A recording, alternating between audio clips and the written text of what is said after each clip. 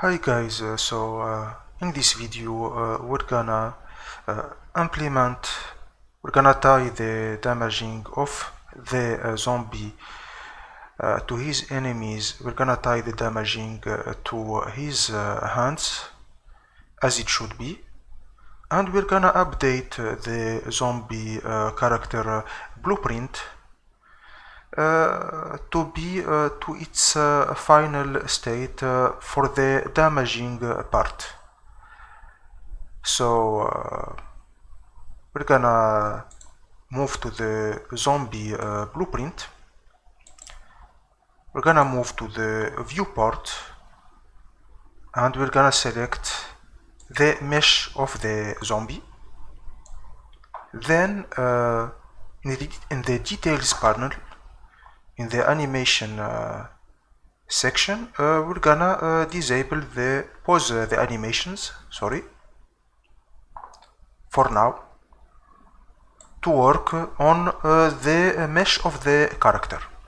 So we're gonna select the parent component of this blueprint, which is the capsule component. Click on add component and we're gonna add a sphere collision. Sphere, I misspelled the word, sphere collision. Click on it, hit Ctrl W and duplicate it. The first component, we're gonna name it left claw. Gonna name it left claw.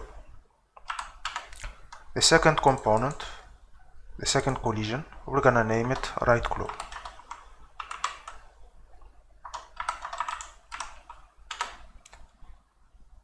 So these are, I'm gonna zoom in, move closer to the character in the viewport. So these collisions are gonna be linked to his hands to inflict the damage on a per hand basis, which means that when he hits you with his hand, only then the damage is done to you. So I compile the blueprint and I'm gonna move to the skeleton of the zombie, which is the skeleton of the third person character that we imported from the third person template. This skeleton, we're gonna do some work on it. So in the skeleton tree, in the left hand bone, so we're gonna right click and add a socket. Add socket, we call it simply a left hand socket.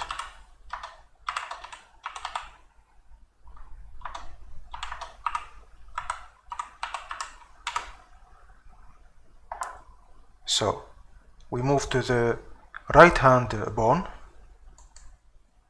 the same operation, add socket, rename it,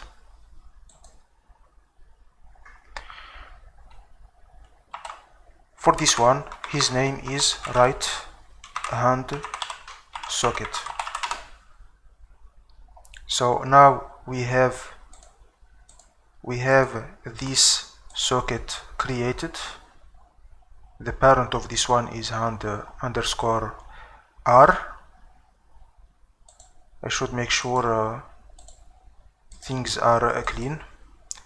The parent of this one is hand underscore left. We save the skeleton and then back to the zombie character. So we're gonna move to the construction script and attach these collisions to their respective socket. So the left claw collision is gonna be attached to the left hand socket here. The right claw collision to the right hand socket. So in the construction script, we're gonna do this attachment, this attachment of the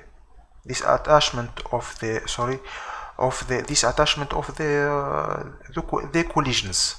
So here we're gonna move, I'm gonna select both of them with control and move them to the graph to get the variables. So from left claw we search for attach component to component, duplicating this function with Ctrl W, moving it to the other side of the graph, hooking up right claw to target for it also, and linking the execution lines. So the parent for this function allow the attaching of the left claw to the parent that we're gonna indicate here. It's a skeletal mesh. It's gonna be our skeletal mesh for the character, and we're gonna indicate the socket to which the left claw is gonna be attached inside this skeletal mesh, which is for the left claw, of course, the left hand socket. So I'm gonna move the mesh to the parent parameter, and for the right claw also. The socket for this one is left hand socket. Enter to validate. Socket name for the right claw, right hand socket. So knowing that the construction script is fired every time the blueprint is changed, we're gonna see immediately the update in the viewport. Compiling. I did something here. I should recover the layout of the interface. So here it is.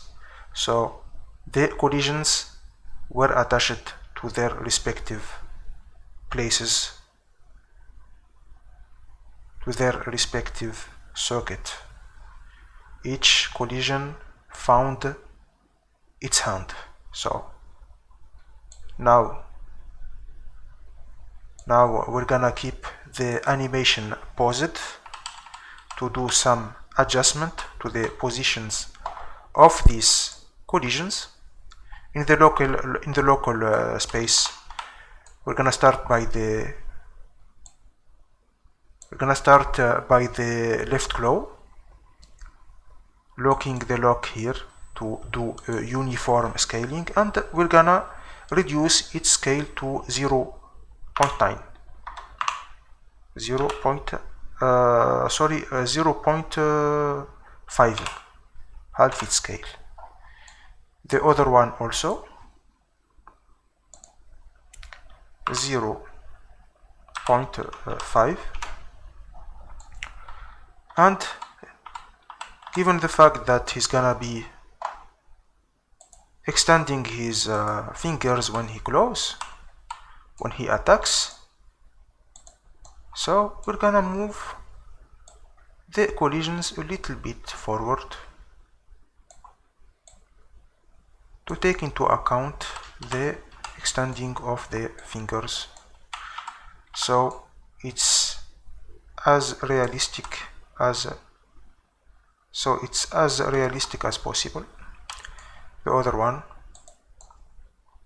doing in the local space, doing a smooth translation, and just to have something that is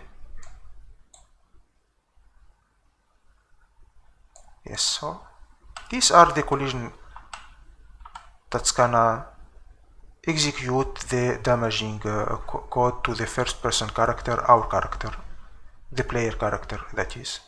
Compile, save. Back to the event graph. So back to the event graph, we have the melee attack of the zombie, which is triggered when the player character enter the collision of the zombie, this one. So we're gonna of course update it, but first we're gonna do the events of the left claw and the right claw collisions. So right click on the left claw, add event on component begin overlap, right claw also on component begin overlap. Gonna move this to the bottom a little bit. Other actor cast to first person character, and then we're gonna execute the function damage processing of the first person character, damage processing, that we implemented previously. Gonna copy it, the same flow of blueprint goes to the right claw, overlapping, and then we have this. We're gonna indicate the damage. We're gonna enter the damage that we wish, which is gonna be. It's gonna take a tenth of the player character health by each hand attack.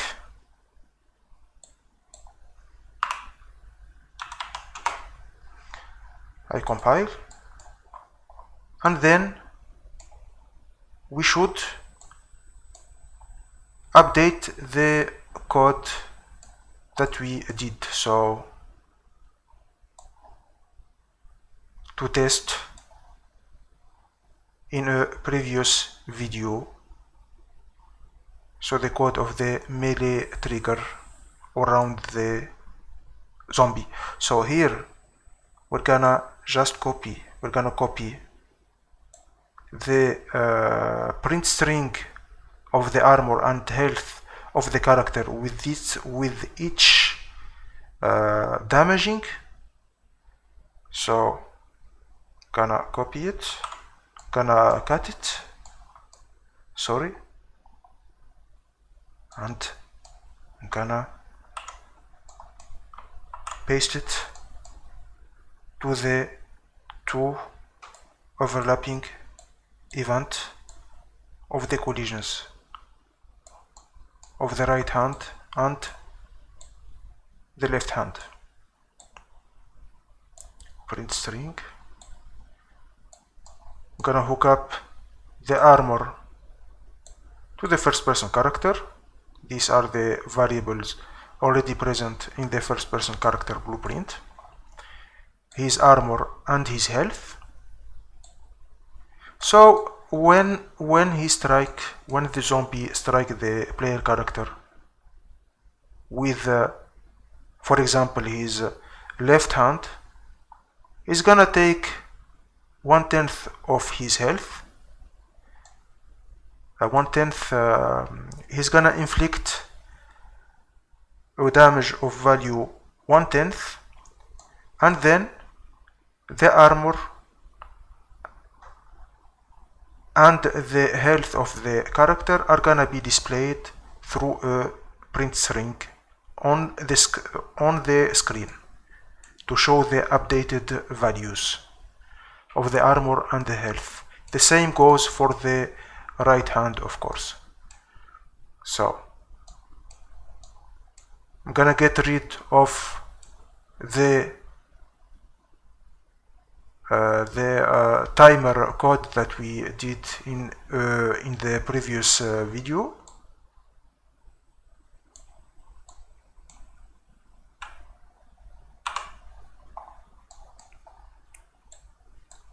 So for the trigger collision, so the code linked to the trigger collision around the zombie, the code linked to this collision is gonna only control the animation of the zombie, that is the launching of the attack, the activation or deactivation of the attack animation. So we're gonna test the new blueprint. Before that, file and save all. I'm gonna hit play to see how it goes. So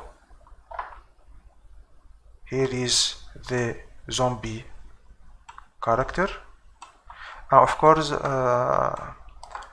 we forgot to resume the animation of the skeletal mesh of the zombie. So I'm gonna click on the mesh and uncheck pause anim. Compile, save, play. So I'm gonna approach the zombie. He's moving toward me. Now we should see with each strike of a hand, we should see an updated values. We should see an updated value of the armor and an updated value of the health to take into account the damage inflicted by the hand. The damage inflicted by the hand. Sorry. So, right. So, gonna move. The health is decreasing. I'm gonna launch the gameplay again to see. He should strike us. Yes, approaching us with both. Yeah, he hits us. He hits us with both his hands at the same time. Right?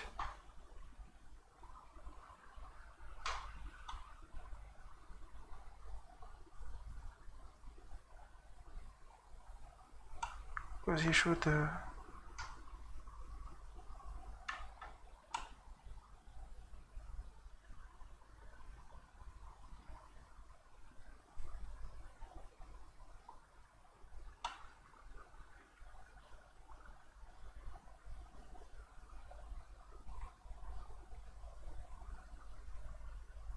yes,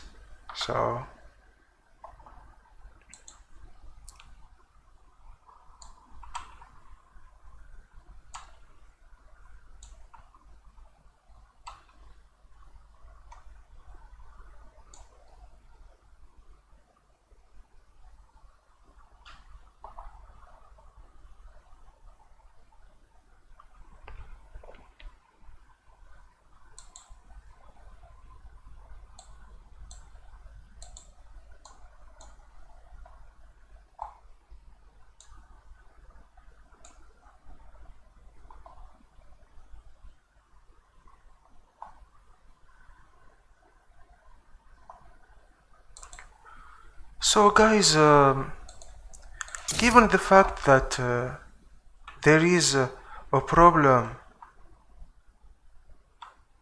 represented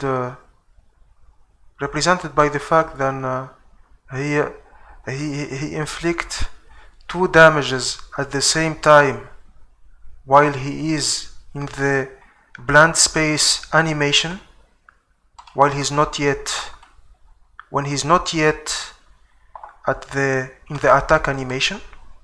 Given the fact that there is this problem, he shouldn't do a damage when he's moving, not yet in the attack animation, I'm gonna make some modification to the code that we just did in the blueprint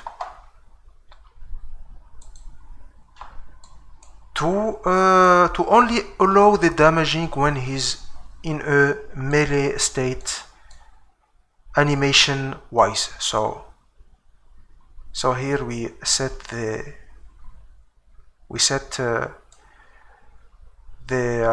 melee variable,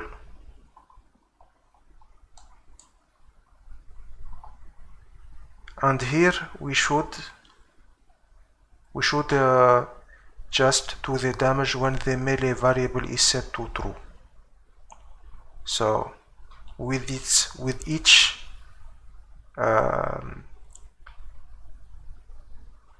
when a hand of this character touches us, it should only do the damage when the melee variable is set to true, that is when the zombie is in an attack animation. So here, after having cast the actor to the first person character, we should check to see if melee is set to true before continuing the execution. So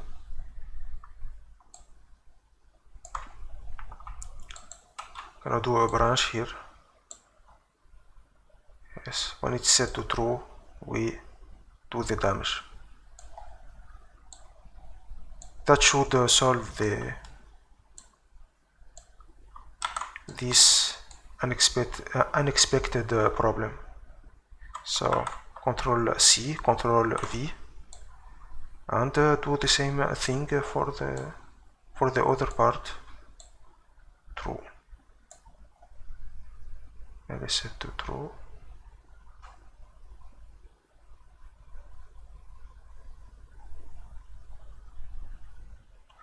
Alright, so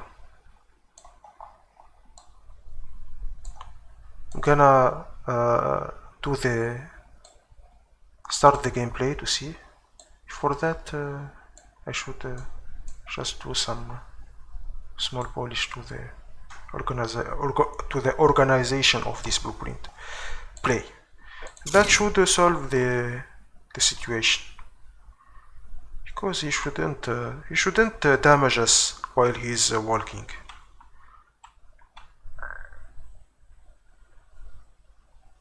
The same situation I'm seeing.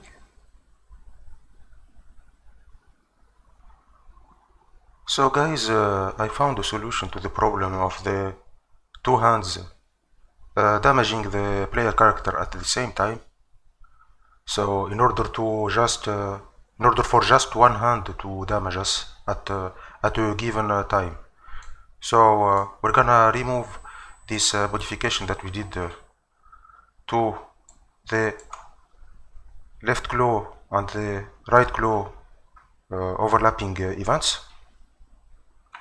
Just gonna remove these nodes, these two nodes, and then what we're gonna do is we're gonna choose a given time. We're gonna choose a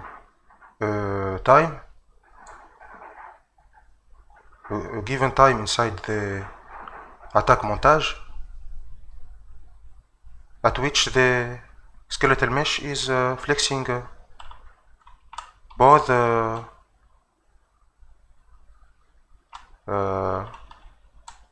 arms at the same time. So this is a good time to choose, and then we get the time. It's 0.23 seconds.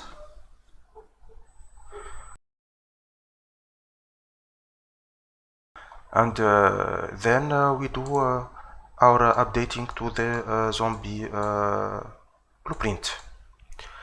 So here at the overlapping graph of the melee trigger collision, when for on component begin overlap event, we're gonna add a delay node.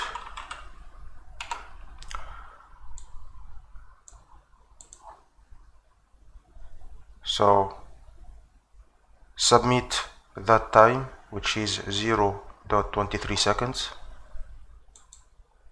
Enter that time to the delay function, and then we're gonna add a new variable which we're gonna call damaging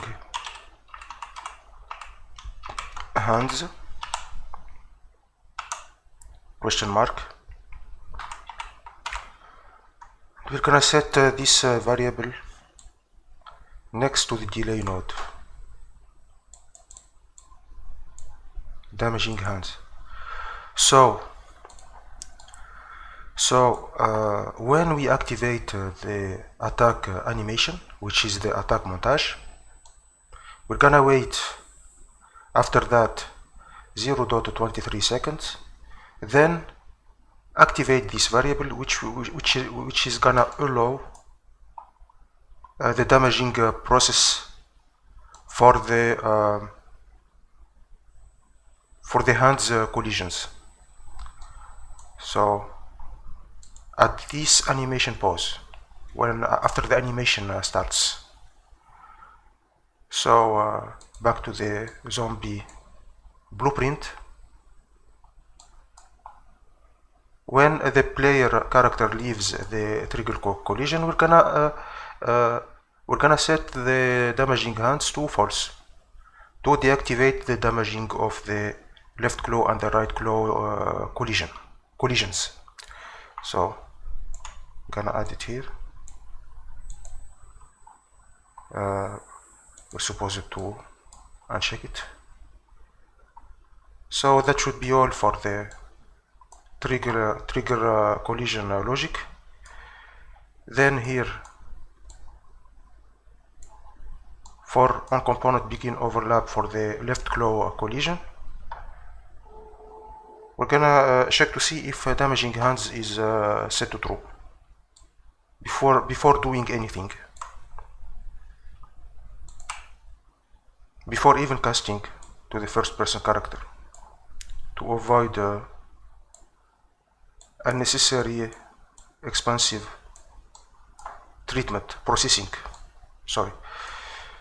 And we're gonna do the same for the event of the right claw. It's copy and paste.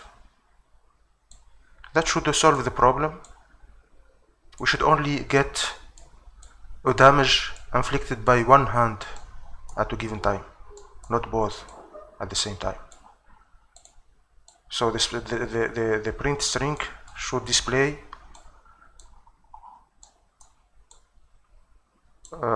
only sequential lines, not simultaneous lines. So I'm gonna compile and save. I should comment this. So for the hands collisions, I should add a comment. We're gonna choose as a comment because this is concerning the damaging. So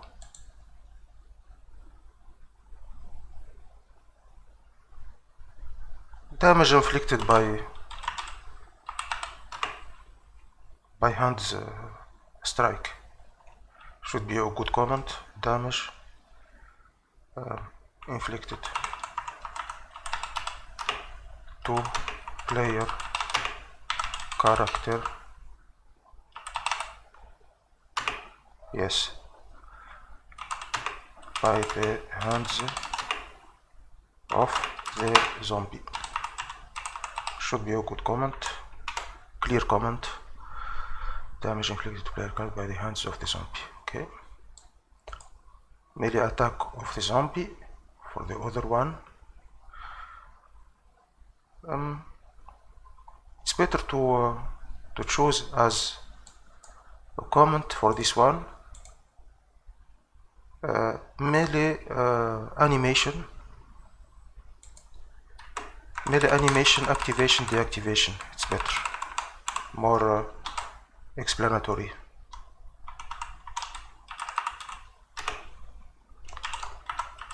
Activation, deactivation. Compile and save for the zombie character graph. Then we should test this to see how it goes. Play. That should solve the problem. Gonna wait for him. Now it's doing what it's supposed to do.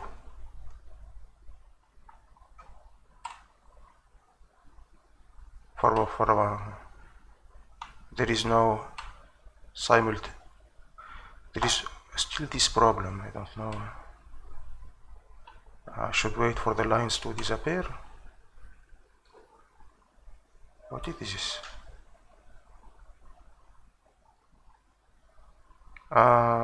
It crashed.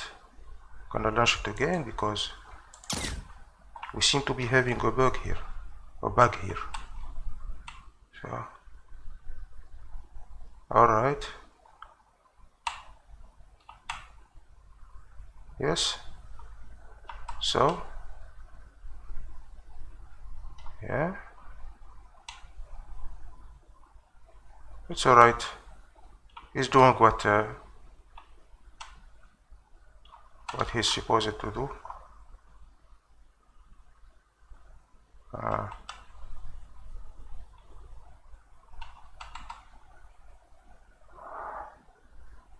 So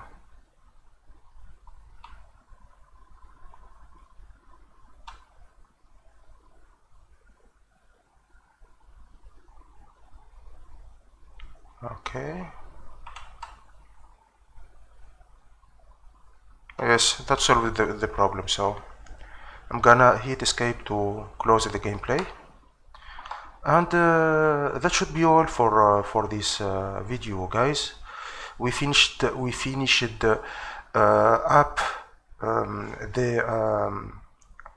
the zombie character for his behavior, his attack part, and see you in the next time.